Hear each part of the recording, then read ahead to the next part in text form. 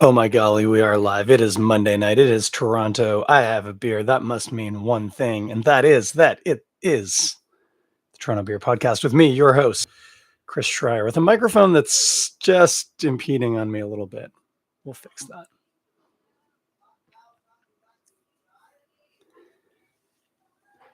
Yes, indeed. We'll call that fixed. That is better. That is my microphone in the right spot. We are all hanging out Monday night, going to drink some beers. I want to apologize in advance. If you can hear a racket in the background, there is one heck of a Mario Kart game going on in my living room, and I actually make no apology for that. It's a delightful game, and if you hear the hooting and hollering, well, you know what's happening. Bunch of people jumping in at the beginning of the pod. Good to see y'all. Hey, hi, hey. So let's just drink some beer. You know what? I got a little drop of this guy here. This is a cold IPA. I can't remember what its name is, from Rorschach. Man, tasty beer. You know me and my hazy boys. That is fairly hazy. But I do need to finish it before we can get into this. Now, I talked about this. Yeah, Ben, I'm easing back into wearing a shirt. Yeah, exactly. Got this on the weekend. This is Snoopy's Legacy. This is the annual beer that they make at Black Lab to celebrate Snoopy's birthday. Snoopy is the Black Lab of Black Lab. And it was his 13th birthday this past weekend. Hot damn, that is a ripe old age. What a beautiful old boy. Anyway, they make this beer every year. It's a wild ale. They fruit it up. I did have it at the weekend, so I'm not going to be totally blind on this one. But this is a tasty, tasty beer. I'm gonna open up the top, and then I'm gonna finish what's in my glass, and then we're gonna talk about this birthday beer, as it were. This birthday beer. Oh yeah, there we go. We had the penultimate minis rugby practice tonight, and I like to think I earned that beer. This one I'm earning by doing a podcast. And I'm just rinsing the glass, friends. Just rinsing the glass. Hang on a second. Here comes the pour.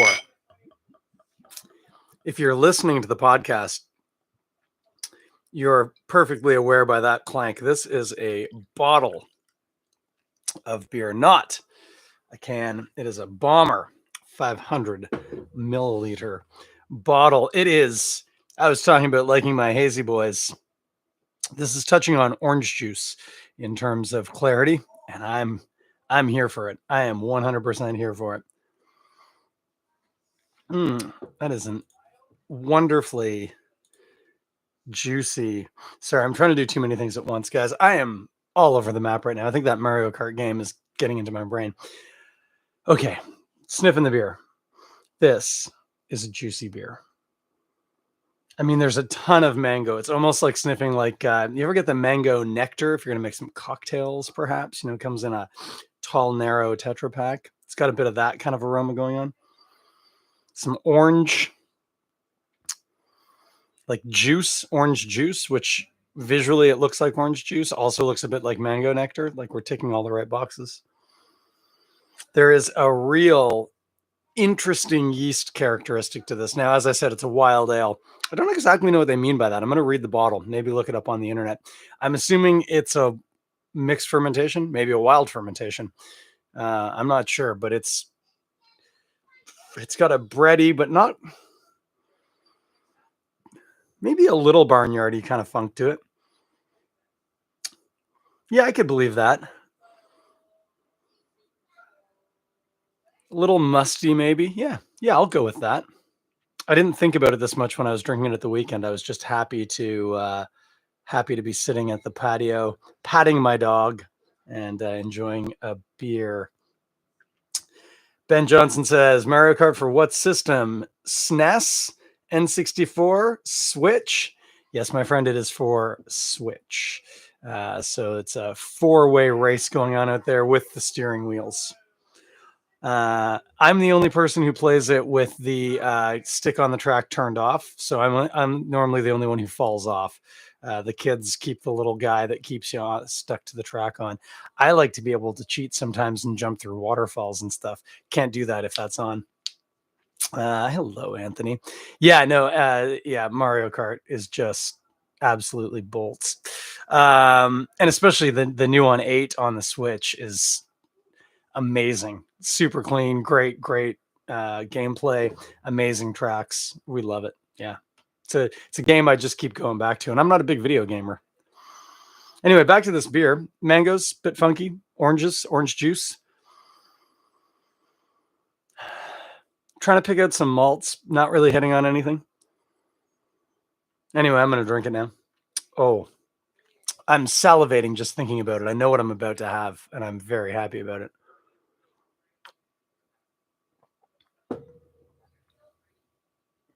Oh my gosh. So, whew. Oh, oh. Okay. Here's what happens, and there's a lot of moving parts. Right out of the gate, tastes like fresh, sweet, juicy mango. Almost immediately, you get hit by orange, but it's bitter. It's like blood orange, which is, I think, what's in it. I think it is blood orange in here. So, sort of that oily bitterness of blood orange with that juicy mango. But then a whole bunch of acidity kicks in. It's not puckeringly sour, but it's quite tart. It's notably tart, which uh, with the mango actually kind of comes off like green mango. Like, you ever have a green mango salad?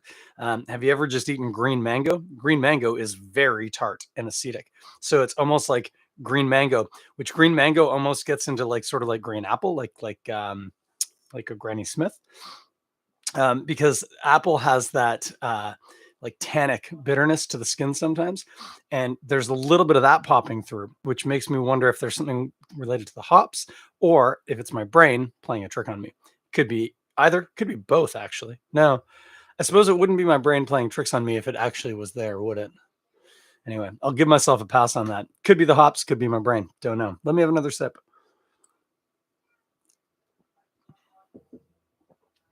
Yeah. Oh my gosh. Maybe a little pineapple-y, which I think is coming off of the yeast, whatever the yeast is in there. It's and like sour cherry. So there's some Brett in here. I think I'm pretty sure there's Brett in this. Don't again. I'll look in a minute, but don't know if that's what they mean when they say wild. But if there isn't a Brett strain in here, I'd be very surprised. Then also very interesting because I don't know if you can hear me. Like, I'm salivating still. It's quite tart in a pleasing way, but it's also very dry, which is kind of crazy and kind of fun. Um, there's not a lot of relief to the sourness offered by any sweetness in the beer. It is. It might even be bone dry. It's a little hard to say because of the tartness.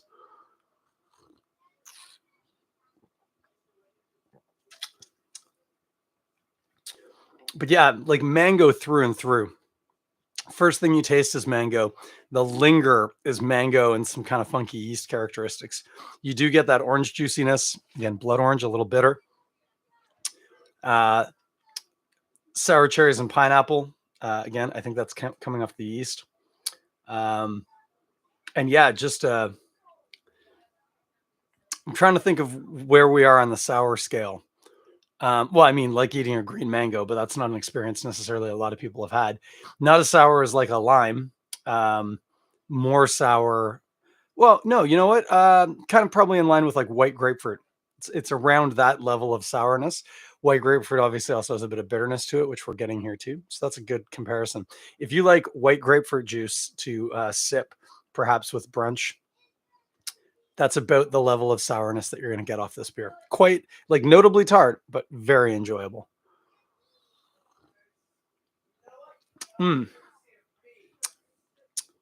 Yeah, and a tannic thing, which might be the blood oranges. Could be there's some blood orange peel in there. Could also be something to do with the hops. Oh, it's aged in French oak. I hadn't even picked up on wood. Wasn't even didn't even enter in my brain. Yeah, blend of American wild ales aged in French oak barrels. This beer was further aged on a generous bed of Alphonse mango and blood orange. Actually, some of the hang on.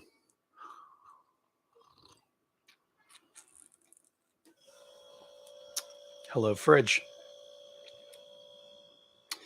Yeah, I'm not hitting too much oak there. I was wondering if it was a bit of a woody quality almost that was giving it some of that tannicness. It's possible. I don't think that's what's happening though. Okay, so it doesn't say. Now I'm going to go ahead and assume. I'm going to just look it up online in case there's a bit more detail on the old internet. I'm going to assume that the reason why it's a wild ale is because the barrels that it's made in, those French oak barrels, are themselves infected with. This is 2021. Now I want 2022. The barrels themselves are the source. Oh, golly, 2022. Try that again. Well, they don't have it listed on their website yet, so we're going to go with what it says on the label. That's my guess. Those are infected barrels. That's the source of fermentation, or at least part of the source of fermentation, which would explain that's not uncommon to have Brett infected barrels that you use for fermentation that way. Again, that's going to explain that bit of that pineapple and that sour cherry note.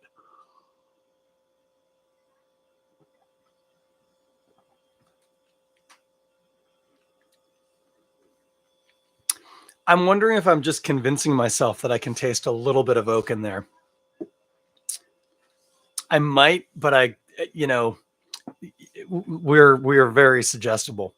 They could have said it was a bourbon barrel, and I might start going, oh, I might get a little bourbon in the back end there. The thing is, it's very juicy, very mango-y, quite tart. And hey, Jake, and with a notable yeast component, it's very likely it's just those things are kind of overloading my senses, and it's hard to pick out those more nuanced elements. But this beer is delightful. What is it punching at? Oh, 7%. Drink up, Chris. I don't have anything to do tomorrow except for work and play rugby. So it's just another day ending in Y. Oh, this poor, I hadn't agitated the bottle. It's even a little hazier to my eye, and it's also darkened a little bit. It touches on like orange in the middle. I know I said it looked like orange juice, but orange juice is quite a light shade of orange. It's kind of yellowy. Now the center of this is kind of coppery orange almost. Mm. Oh, and significantly sweeter juiciness to the fruit. It's possible there's actually still some amount of actual like mango juice and pulp that had kind of settled out in that bottle, because it's sweeter now. I think I got some like fruit solids that would be, pulpy, not even pulpy, it would be liquidy, but that it had settled out, which explains both the color and the less clarity. And also, yeah, I should have agitated the bottle, apparently.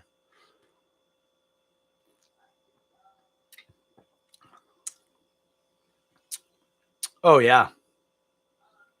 Even better. Even better. Very juicy now. Very orange juicy, mango-y. Still find that those yeast notes of the cherries and stuff, but it's less pronounced. Word to the wise kids: if you happen to head down to Black Lab Brewing or order some of this online or both, do yourself a favor and agitate the bottle before you pour it. You will not be sorry. This is so tasty. Still quite tart. Again, you'll hear me kind of smacking my lips, which is a really delightful trait, I'm sure. It's just what you want in your ear holes while you're trying to work or whatever it is you're doing while you're listening to this. Man, that is good. Now, the difficult question here, this is a very big, maybe not, well, it is kind of complex, not super complex. It's just there's a lot of things going on here. And so when we start talking about food, what are we going to do with this? This is a challenge, to be honest with you. I've given it no thought, and now that I'm kind of regretting not having thought of this in advance. What's going to keep up with this? There's a lot going on here.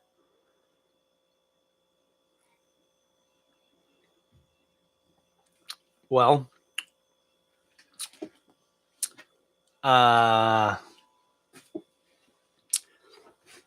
let's start thinking in generalizations. I probably wouldn't go with something sweet here. Sweet's not something that there's a lot of in this beer. It's tart, sourness forward, a bit bitter. Sometimes setting something sweet off of that is helpful. I think in this case, it's just going to muddy the waters too much. I'm trying to think of something sweet that would work with it. I'm not really hitting on anything. Bitter, we're not even going to really necessarily touch on. Honestly, the direction I think I'm heading with this is spicy, which is funny because I always talk about that with like big, sticky, hoppy IPAs. Not so much with fruity sour beers, but fruity sour with spicy, with the right spicy, could kind of fly. Oh, you know what could work really well? I bet. Oh, yeah. I don't even know if this exists.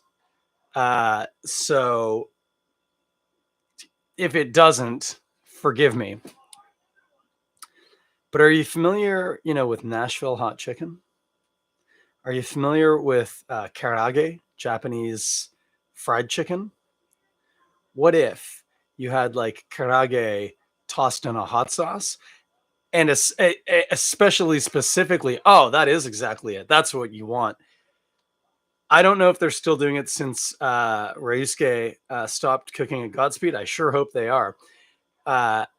They were packaging their hot sauce at Godspeed. You could buy it. I have it in my fridge. It's really nice hot sauce.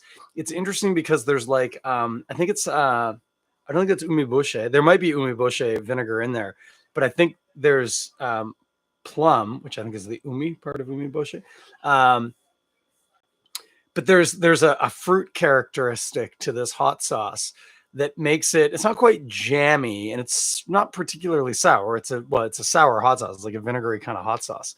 But the fruity characteristic isn't notably sour, but there's this nice, interesting sort of plummy, tree fruity kind of pop to it. And then it's spicy. And if you had that and you were dipping your karage in it or like dousing your karage in it with this beer, I think that might work really well. The tartness of the beer obviously going to cut through that fried chicken greasy goodness. And then the way that the hot sauce, the fruity aspects and the sour aspects are going to be complementary. And then the spiciness is going to be a juxtaposition against the sourness of the beer. I think that could be a real winner. You don't eat chicken. That's cool. We do like tofu nuggets. If you could do that like karage style, you'd be set up. I think it'd be pretty good. The key here is it's not just any old hot sauce. You need Godspeed. Hang on. Godspeed's hot sauce. I'm going to look it up. I'm going to see if they still sell it. Godspeed Brewery hot sauce. In the shop, is the hot sauce still there? Oh, look at all those.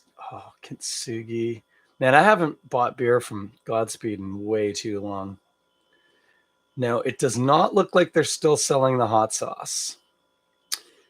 So put the pressure on Godspeed and say, guys, start selling that hot sauce again. We need it to pair with Snoopy's Legacy. From Black Lab Brewing, that is the reminder. That is what we are drinking. Snoopy's Legacy from Black Lab Brewing, celebrating the 13th birthday of a really wonderful dog, Snoopy. Swing by the brewery. It's at Eastern and Leslie in the east end of Toronto. Pick up some bottles. I will warn you, they're a little spendy, but totally worth it. Very tasty. And again, this is a wild fermented beer that was barreled and then secondaried on fruit. When there's that many steps, you're adding value to the beer. So, uh, forewarned, might be a little sticker shocky, but it is a delicious beer. Or just grab some on draft while you're there. Swing in. It's a great spot. As I said last week, take your four-legged friend if you want. Ginger had a great time. They gave her a number of treats, and she was thankful. So check that out. Really nice. Eat it with some Japanese fried chicken karage with specifically Godspeed's delicious hot sauce on it. And I think that's going to do you well. I think so. I think I'm going to have another sip, get back at you, and then we're going to shut things down for the night. I might go play a little Mario Kart. Okie doke. What's happening? Well, Block 3's Blocktoberfest tickets still available. As mentioned last week, check that out. I did not get to Roundhouse, but I did get to Snoopy's birthday. So as predicted, 1 out of 2 ain't bad, and I had a ball. What else is going on? Well, the X starts this weekend on the 19th. There is, as before, the craft beer midway or whatever they call it. Going to be some breweries set up just west of the Prince's Gate. Fantastic. If you're going to the X anyway, make sure you swing by the booth, grab some tokens, taste a couple of beers. There's food trucks there. Really, really good spot to be in the X, if you ask me. Not near there, or I mean near enough, but not there. A little further away. Do make sure you swing by, check out the King of Curds, friend of the pod, Jeff Broders, also known for brewing beer at Indie Ale House. Jeff is the king of curds. They make deep fried cheese curds. And if you've not had this, you've not lived. They are a delicious. Jeff tells me a traditional snack of the Midway at state fairs in, where do you say, Wisconsin, Minnesota, somewhere up that way. Anyway, swing by King of Curds. Get yourself some deep fried cheese curds with dipping sauce, and maybe get them. Walk over to the Beer Midway, have a couple of beers. Your day will just get better. Time your spinny rides, though. You know, you probably don't want to get right on a spinny ride after that, or maybe you do. I don't want to yuck your yum, but if I did that, I would puke. So your mileage may vary, as they say. That's what you can check out down at the old X. What else is coming up? I don't know. Probably stuff I should be paying attention to. But what I've got is I work this week, next week, and then the week after that, I am off for the whole week. Going to do some fishing. Going to hang out with the family. It's going to be good. It's going to be good. Oh, what's that? You want to hear more about my rugby team? Yeah, I can make that happen. Yeah, I can make that happen because 3 of our senior men's teams played this past Saturday. The ORU teams both defeated Burlington, the 2s handily. The 1s nearly gave it away at the end, but we did squeak through with a 1-point victory, which puts us through to the final of the Marshall Cup. Still trying to keep up with all the different iterations of what we play for. That's happening this Saturday, and we're hopeful for a big win. Our TRUs dispatched with the Dragons of Toronto. I think they play Bay Street this weekend in a semi. The long and short of it, guys, is having set the pace with the 4s winning our division, Bommy is on pace for a hardware-heavy season. So fingers crossed. Training hard this week, getting the miles in and getting the guys ready for what is hopefully going to be a very momentous Saturday. As noted, little guys season is coming to an end. If all my talk of rugby has got your interest piqued and you have a child of any age right down to about 4. We are happy to have them join our program next year. Get at me. I'm not hard to find. But we have one more practice and one more tournament. And just watching, I was coaching the U6s again tonight, the littlest guys, kids who are 5 and 6 years old. And they were playing actual rugby. They were running lines. They were making decent passes. They were supporting their runner. It was so good. It was very, very gratifying to see.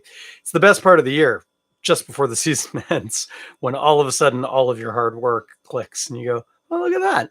They have been paying attention. Who knew? It's really, really nice. I do enjoy that. Other than that, what else is happening? Nothing. I don't know. Look it up. There's an internet for this stuff. You can figure it out. I am going to be back one more time this season next Monday. Wait, maybe there's 2 more. I work this week. I work next week.